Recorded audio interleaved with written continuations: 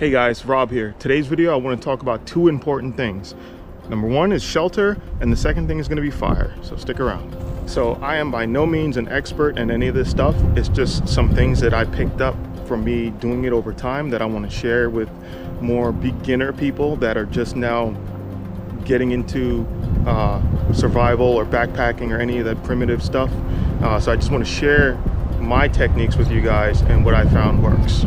All right, so the first thing that I want to do in this video is I'm going to get my shelter set up. So whenever I get to any area that I'm going to camp at or hang out at, the first thing I want to do is get the shelter put up just in case it starts raining. Now it's supposed to rain today. It's kind of off and on with the weather forecast, but there's a chance that it could rain. So now that I'm out here, first thing I want to do is get shelter set up, get out of the sun, get out of the elements. I'm hiking. I'm constantly keeping an eye out for an area that's doable to set up, because especially if you're out in bad weather conditions or where the weather could change, you need to be able to get off trail and set up shelter. So it's good to just keep an eye out for possible locations. That way, if need be, and you have to backtrack 10 minutes back the other way because you saw a spot that'll work for you in a storm situation, then do that. That way you already have the knowledge in your head. The next thing that you're going to want to do is when you get to that spot, okay, you want to make sure that you're not on any game trails, because you don't want game coming through your area if they smell you cooking or anything like that. That could be a problem in itself. All right, so let's say you're hiking and weather's turning bad, or maybe you're just looking for a good spot to set up to have a quick lunch or something, take a break, and you find the location. You see an area that looks good to you. There's trees around, so now you can hang your ridge line. You don't have to worry about that. So what you want to do is look up at the trees, and you want to look for any dead branches or anything that could come down if the weather starts getting real bad and the trees shake. You don't want a branch coming down on you. Those are called widow makers. So when I find an area, I always just take a second and I look up and I really examine the trees just to make sure that I don't have something come crashing down on my head while I'm trying to chill out. So another thing that I also take into consideration when I'm trying to find an area with trees where I'm going to set up camp, like a tarp shelter or anything like that, or even if I'm going to camp for the night, usually prefer trees. That way I can hang my tarp up, and even a ridge line, you can hang clothes to dry from sweat and stuff like that. But another thing to keep an eye out for is the length of the trees. How tall are they where you are?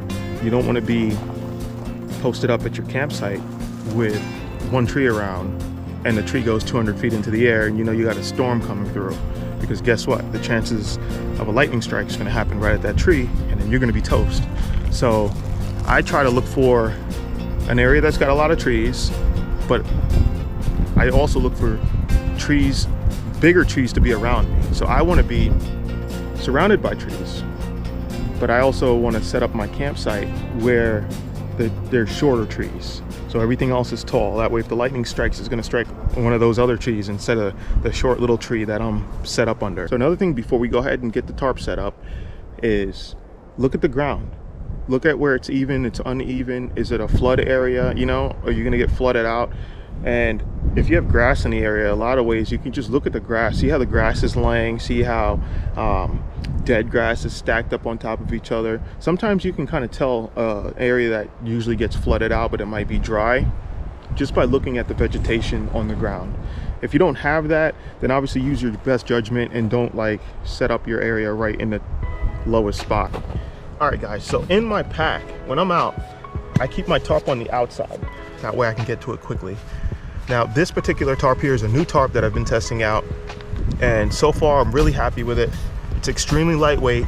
It's not cheap though, but there's other tarp systems out there that are just as good in my opinion, but heavier. Don't go to the hardware store and buy a utility tarp. Those tarps are just like 5 pounds. They're loud. Look for an actual backpacking tarp. Go online and check out backpacking tarps, because those are going to be lighter material and stronger. They're going to hold up longer. In my tarp kit, I keep my tarp obviously, and I keep 6 7-inch tent or tarp stakes in my kit here.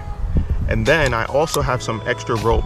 I got 6 6-foot pieces of paracord down at the bottom here. That way I have some extra options. So my ridge line itself, which is the main line, which is what you use to hang the tarp if you're gonna hang it. My main ridge line, I don't keep in here because there's just not enough space, but also too, if I need to get to it to like hang a shirt to dry, I keep it on the outside of my pack here, and that's this right here. So this lives by itself, and then everything else is here. That way I don't have to fuss around with anything. I can go straight to my pack, grab the ridge line, set that up. That's the first thing I'd set up, is my ridge line. Okay, so I have my ridge line ready to go.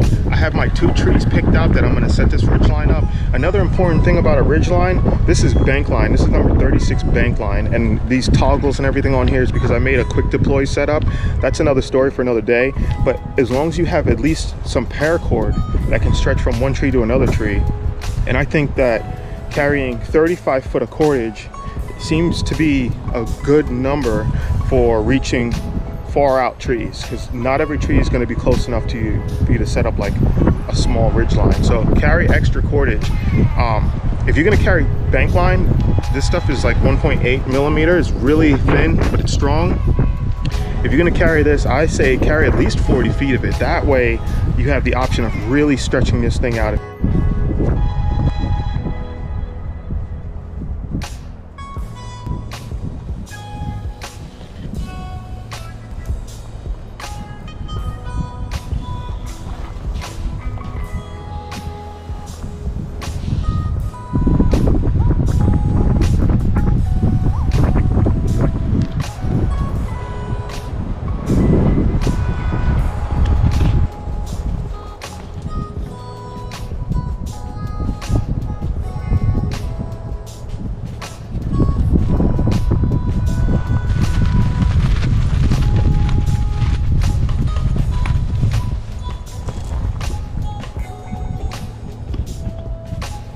So this orange piece of rope right here is called a Prusik knot, and what it is it's a friction knot.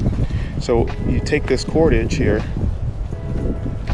and you make it into a loop like that, and then you just take this and you just feed it over. You wrap it over like 2 or 3 times, and then you pull it snug, and you see how it looks like that right there? Well, if you pull this way, the knot won't slip. And then to adjust it, you just loosen it up a little bit, and now you can slide it back and forth. So I use that for my tarp. So I just run this through here. Found a stick on the ground. I'm gonna use that as a toggle. I'll put it through there, loop it through, and then pull on that friction knot, and it's gonna pull on the other friction knot down there on the end, and then this thing is gonna actually tighten up on itself. Adjust it.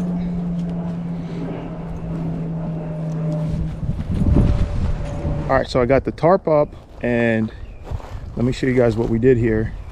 So typically what you would want to do is just an A-frame. So you just pitch this straight to the ground, the other side straight to the ground, and then run your ridge line, obviously. But I set this up a little bit different because I would like to try to make a fire today to show you guys. That's the plan. But I tied this off to a tree here just to raise this up, and then the back side is just guide out straight to the ground on the 2 corners. And then this way right here I have some airflow and I have enough room to work. So as far as the fire making part of this video goes, the way I'm going to make fire is with fire steel or ferrocerium rod.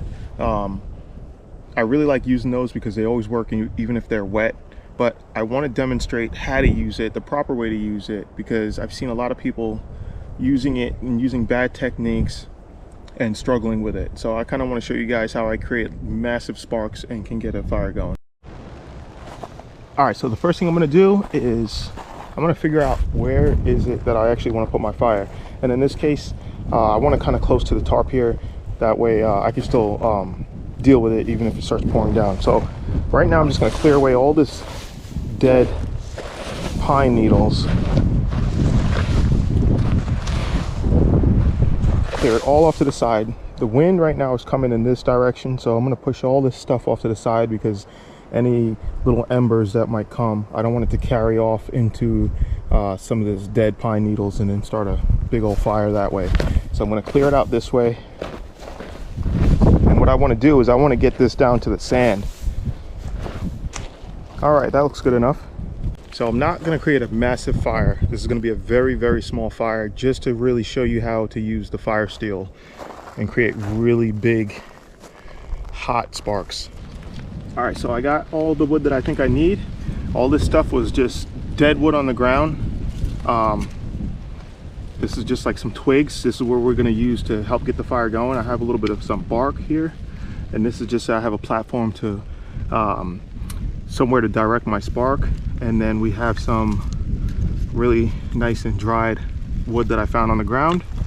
So always get all your wood and stuff prepped and ready. That way, even like before you even start trying to make any sparks, get everything prepped and ready to go. That way, once you get that initial spark and you start getting that flame, you have a way to feed it. So I'm just going to break up all these pieces, these little pieces here, and get them ready to go, nice and organized. And then I'll show you guys what that looks like when I'm done here. So as you guys see, I have a couple of piles going on here. Okay, I got my feeding, like my main wood here. I've got this set up that way. This is where I'm actually going to start the fire, and I have this flat base bark here. That way I have something to throw my spark to. And then I have some small pieces of wood here, which is after we get the spark going, we're going to feed it these small pieces, then these, and then we'll start going into these. But for right now, I have to make some feather sticks. So I'm going to carve some really thin pieces of wood off of here, and this is what we're actually going to throw the spark into.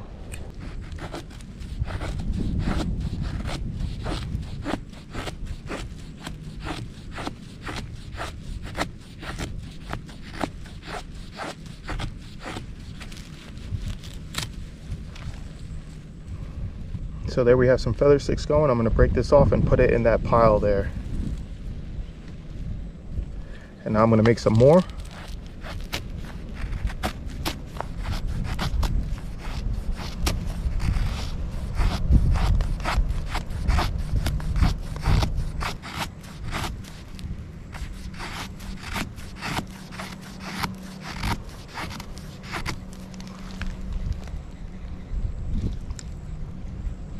Just going to repeat this process again until we have more, and then we'll be ready to go.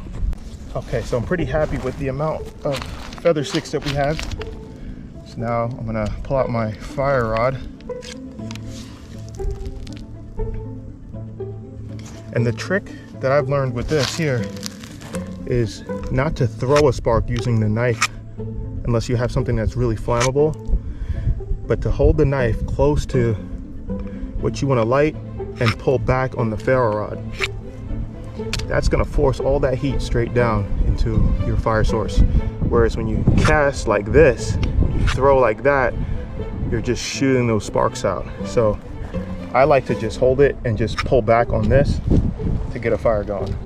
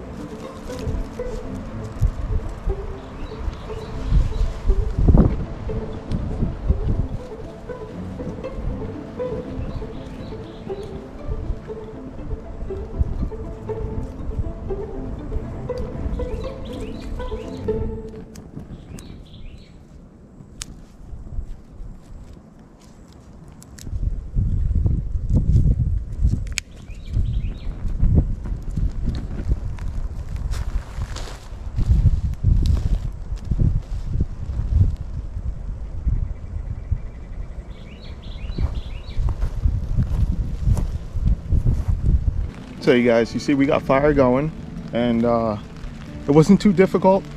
It's just you got to really force on that ferro rod to create downward force to really get big chunks of that fire steel to come off into what you're trying to ignite. That way it's a really hot spark. So I just took a few of those into some really dry wood. I didn't use any type of accelerant or anything to get that going, but we got a fire out here. We didn't use any matches, we didn't use any lighters, we didn't use lighter fluid. Get yourself a fire steel if you haven't got one yet, and keep it in your kit. When you're striking it, you want to use the back side of the blade. Do not use the sharp end of the knife. Only use the spine. Sometimes if you carry a saw, you can use the back of a saw, because the blade has got a nice hard, like 90-degree edge on it, and that'll work too. But for the most part, yeah, I mean, it's pretty cool to start fires like that.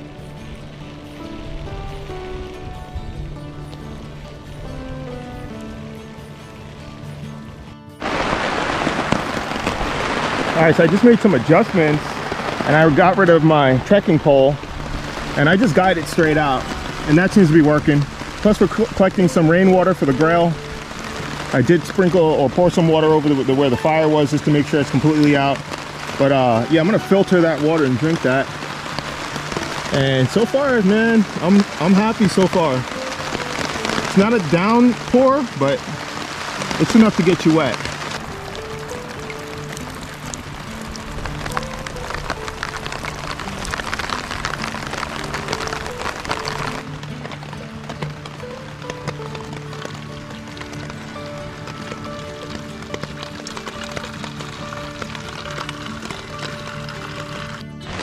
So guys, I'm gonna finish testing out this tarp. I'm just gonna chill here. I'll probably cook some lunch up, and in the meantime, I got my grill filter over there collecting the rainwater. I think you guys can see that there. And I'm just gonna top off all my water and stuff, hang out for a bit. But if you guys found the video helpful, I appreciate if you could hit the thumbs up button, share it if you can with somebody that maybe is looking to get into survival or backpacking, any type of primitive stuff that you guys see I post here on the channel. Yeah, share the video, subscribe if you're new as always, and once again, I always appreciate you guys. See you next time.